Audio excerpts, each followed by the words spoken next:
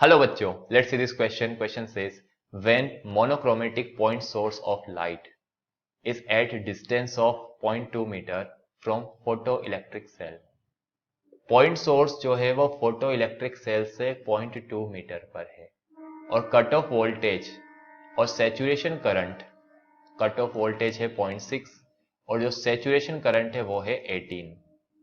If the same source is placed at 0.6 metre, अगर same source रखा जाए 0.6 metre पे, पहले आपने रखा था 0.2 मीटर पे, अब आप रख दो वही सोर्स 0.6 मीटर पे सेल से, तो आपको ये बताना स्टॉपिंग पोटेंशियल क्या होगा और सैचुरेशन करंट क्या होगा. यहाँ पे की concept, saturation current, saturation current in photo electric cell या फोटो इलेक्ट्रिक इफेक्ट, राइट.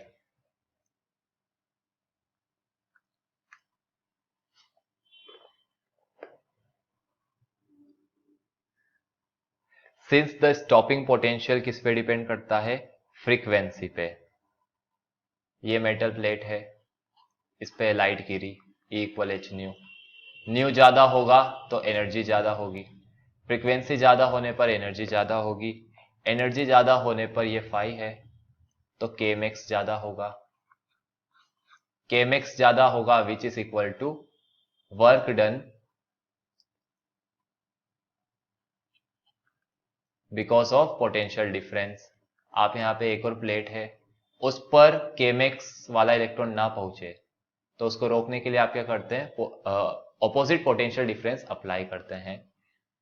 तो यहां पर मैं एक बात कहना चाह रहा हूं कि अगर फ्रीक्वेंसी ज्यादा होगी तो फोटोन की एनर्जी ज्यादा, केमेक्स ज्यादा. तो यहां पर है कि स्टॉपिंग पोटेंशियल किस पे डिपेंड करता है, स्टॉपिंग पोटेंशियल डिपेंड करता है फ्रीक्वेंसी पे. किस पे, फ्रीक्वेंसी पे. फ्रीक्वेंसी, क्योंकि फ्रीक्वेंसी ज्यादा होगी तो ज्यादा केएमएक्स वाला इलेक्ट्रॉन होगा, आपको ज्यादा ऑपोजिट डायरेक्शन में पोटेंशियल डिफरेंस अप्लाई करना होगा और work done by potential difference is qv.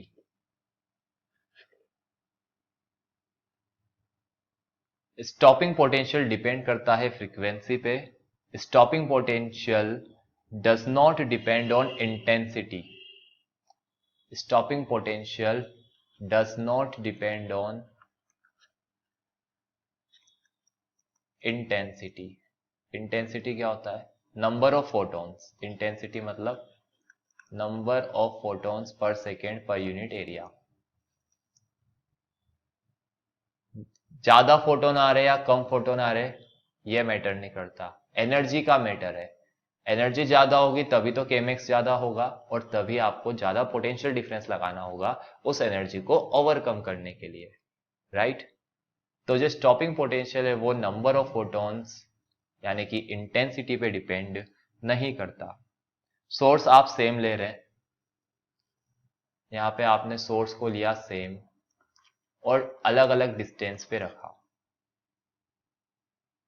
तो स्टॉपिंग पोटेंशियल क्या रहेगा, अनअफेक्टेड रहेगा.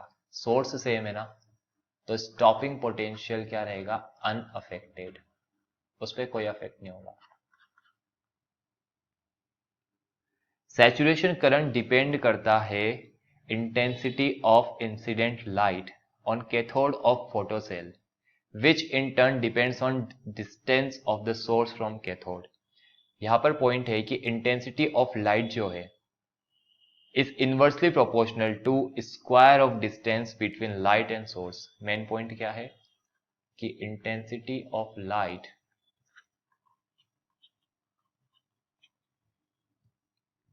Is inversely proportional to square of r square, right.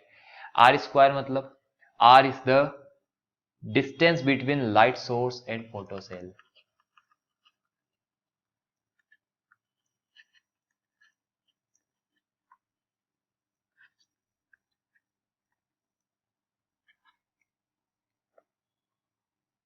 और सैचुरेशन करंट किस पे डिपेंड करता है,